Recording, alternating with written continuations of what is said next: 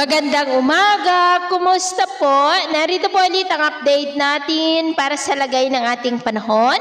Ngayong umaga po ng November 19, 2025. Sa ngayon po ay mas lalo pa na lumakas ang bugso ng hanging amihan at ito ay umihip na sa malaking bahagi ng Northern Luzon habang may shear line na nakakaapekto sa may Bicol region, easterly sa silangan ng Visayas at Intertropical Convergence Zone ang nag-extend pa rin po sa may Mindanao. At sa ating long-range forecast, wala pa naman pong bagyo na nakikita na tatawid dito sa ating kalupaan for the next 5 to 7 days. Pero posibleng sa susunod na linggo ay maaari muli na may mabuo na sama ng panahon sa silangan ng ating bansa at ang development niya na ating babantayan kung matutuloy o hindi. At ang susunod na bagyo ay tatawagin po sa local name na bagyong Verbena.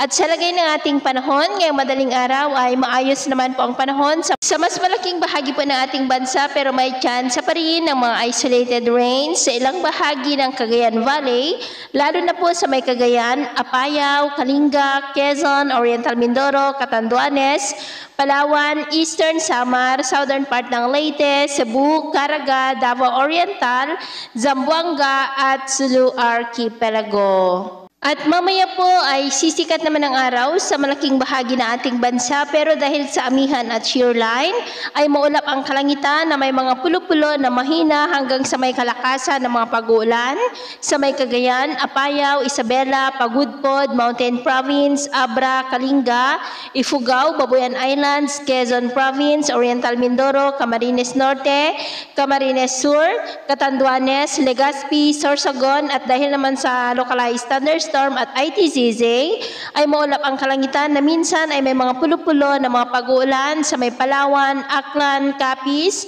Cebu, Bohol, Leyte, Eastern Samar at Caraga. At mamayang hapon, mas maraming lugar po ulit ang makakaranas ng mas maulap na kalangitan with isolated rains.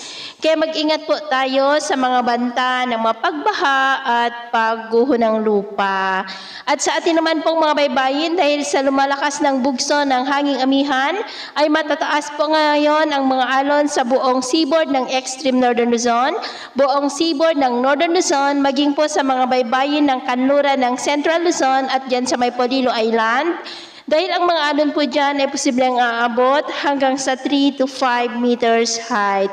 Kaya hanggat maaari po ay iwasan na muna natin ang papalaot dyan sa mga may kulay pula para po mas makaiwas sa mga sakunang pangkaragatan. So ito po lang latest update natin sa araw na ito. At ako po muli si James na nagsasabing sa kahit anong pagsubok po na darating sa ating buhay, huwag na huwag po tayong mawawalan ng pag-asa. Thank you and God bless!